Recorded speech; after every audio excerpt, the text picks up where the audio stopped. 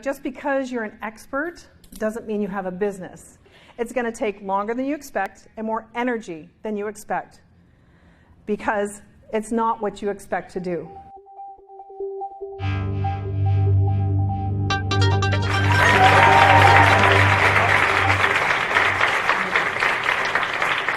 I've been in small business most of my life. My parents had a small business, my grandparents, my great-grandparents, and back.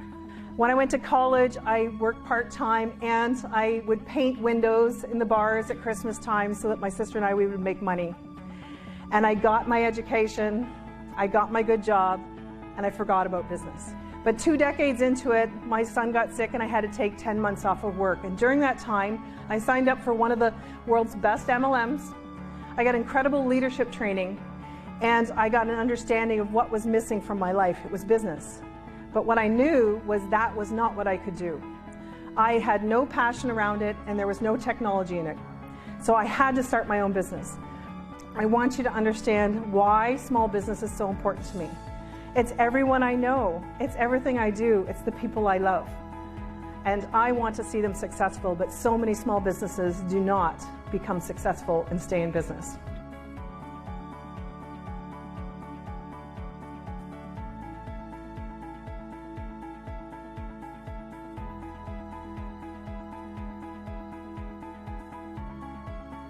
People who are starting a business, when they first start, they start for a couple of different reasons. And it's usually because they have an expertise. Because we think that we know enough in our expertise that we can actually sell that. If you want to grow a business, eventually you have to be working less and less of the billable hours time.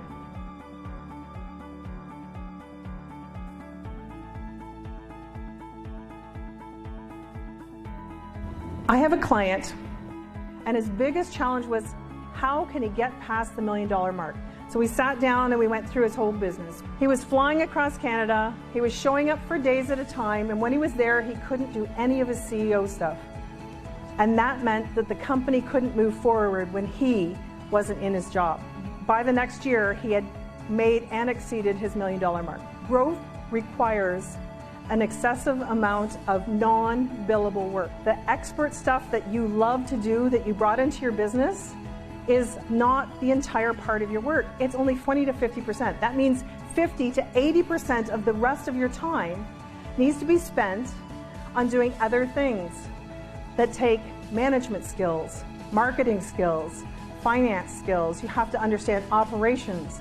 You need support as a CEO, so you have to be out networking and have your inner circle of people you can talk to. You have to focus on the delivery of your business as being something that you look after at the beginning with your expertise, but figuring out how to manage offloading it so that you can grow your business. My expectation of you is that as an expert, that you also become a business expert. Thank you.